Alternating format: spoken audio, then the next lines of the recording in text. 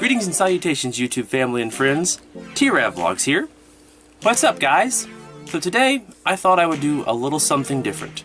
I know you guys really like Undertaker as a character, and a lot of his antics and stuff on this channel, you guys really seem drawn towards. So I thought I'd try a little something different today, and we would do a get ready with me type thing, so I can show you how I go from this to this. But first, let us not get ahead of ourselves. One step at a time. Let me preface this by saying this is in no way, shape, or form a tutorial of any kind.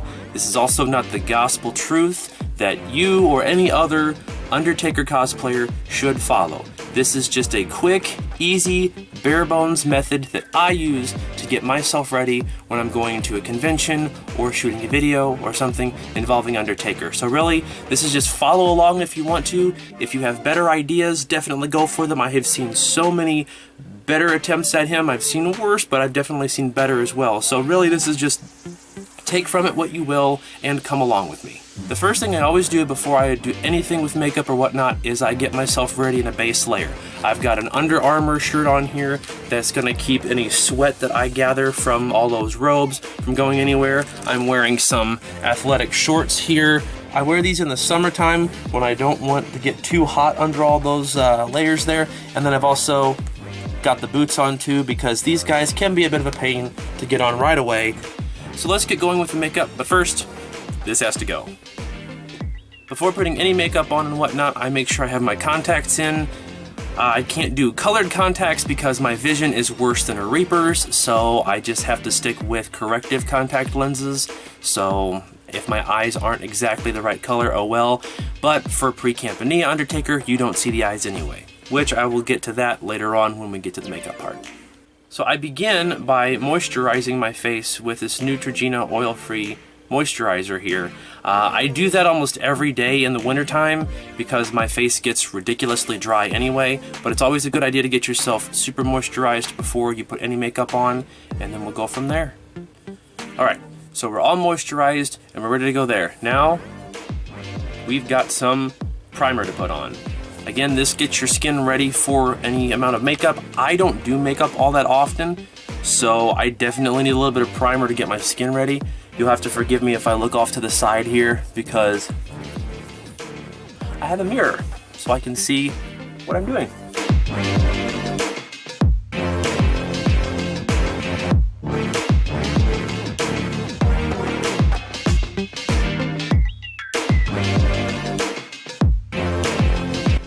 Right, now the face is all primed, it's time to get the pasty pale look going on. For the first base layer, we have some Cinema Secrets palette here. You can get this at pretty much any Halloween supply store. You can probably get it online as well. This one is from Burbank, California. That's what it looks like there. So we'll take this first top layer here. This is going to be the whitest and the pastiest. So this is going to help to pale our face. So we're just going to take a little triangle sponge here, start dabbing in this top layer here. Just give ourselves a good, even coating. Here we go.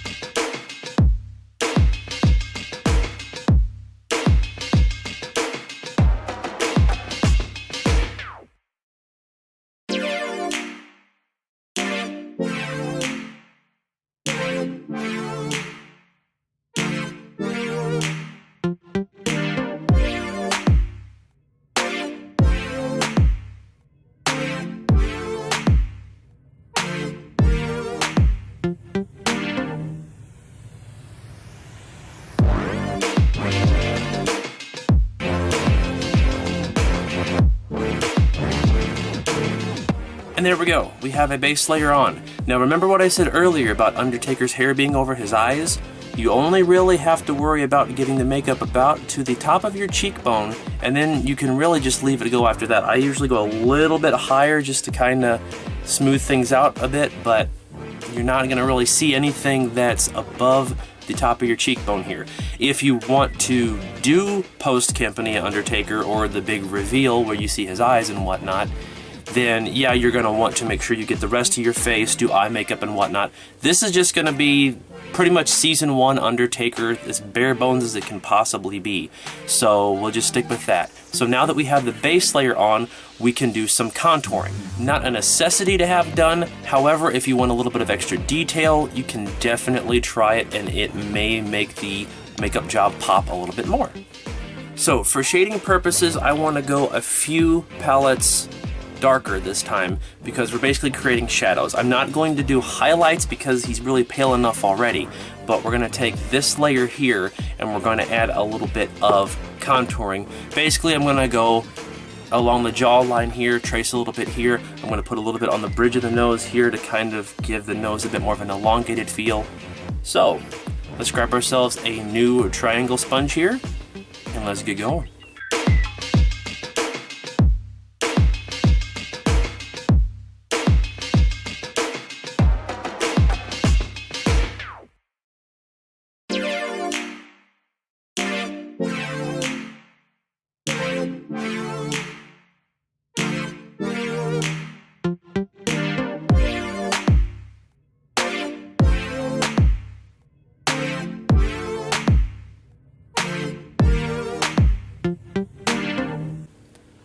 Alright, so there we go.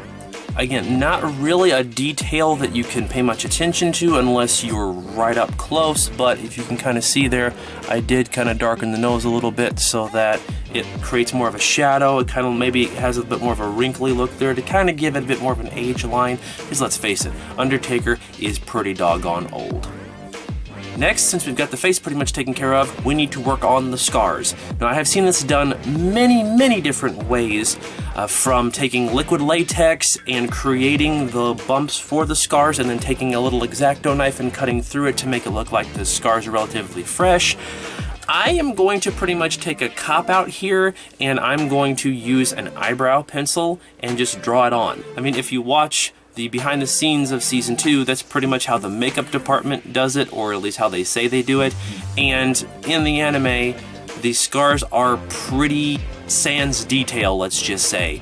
So we're going to give ourselves the least amount of detail as well. However, it should be enough to suffice. So what I'm going to do is I'm going to start off from just under the left eye here. I see a lot of people start from under the right, but his scars are definitely under the left, so I'm just going to go over the nose, if the pencil will hold out here for us.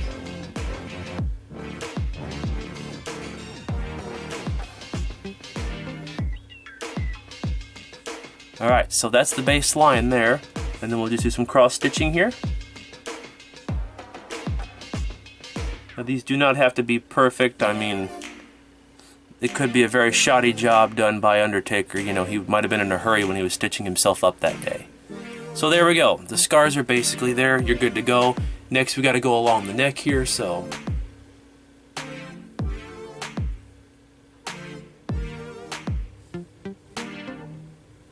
and that may not be seen very well by the costume, or, you know, unless you come right up on it, but the scar is there, and it's all set to go. And a lot of people may not realize it, but also on his left pinky here, he's got a scar. So we'll just draw that on right quick, lickety-split, zoop, zoop. Again, not something you'll see unless you're right up on top of him, but if you're coming up to interact with me, I usually like to make sure all my details are there. And there we have it, a nice little scar drawn right there on the pinky. So maybe he chopped it off and wanted to put it back on, but hey, you know what? It still works. You're going to want to set everything that you put on your face. So we've got some Ben Nye neutral set here. It's just some loose powder, and I've got myself a little applicator here. So we're just gonna put a little dab onto our applicator here and give ourselves a quick pat down just to make sure everything stays in place.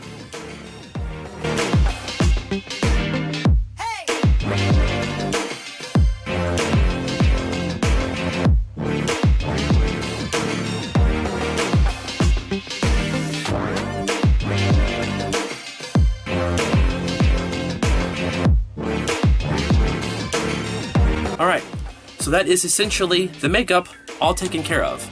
Now it's time to put the costume on. And you have seen that done before in my review video, which I will put a little link up there. He'll pop up here pretty soon. You can click on him and watch the comprehensive review from Cos-Tailor that I did a while back. So I'm going to go ahead and get most of the costume on. I'll show you a few details how I apply them, but after that, it's just a matter of getting the finishing touches ready. I'll see you soon. One of the things I wanted to touch on, because I won't be showing you how I apply these in the video itself, are the black nails that Undertaker has. Now, a lot of you have seen the work that I've done with Undertaker Answers and whatnot, and you see that I don't wear the nails.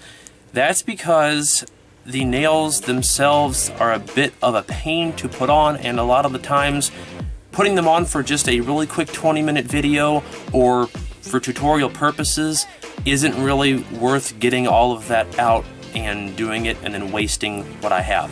I will apply the nails 2 different ways usually. The first is during Halloween time. I'll get these little press-on nails. These things are honestly the easiest thing you could possibly do for Undertaker.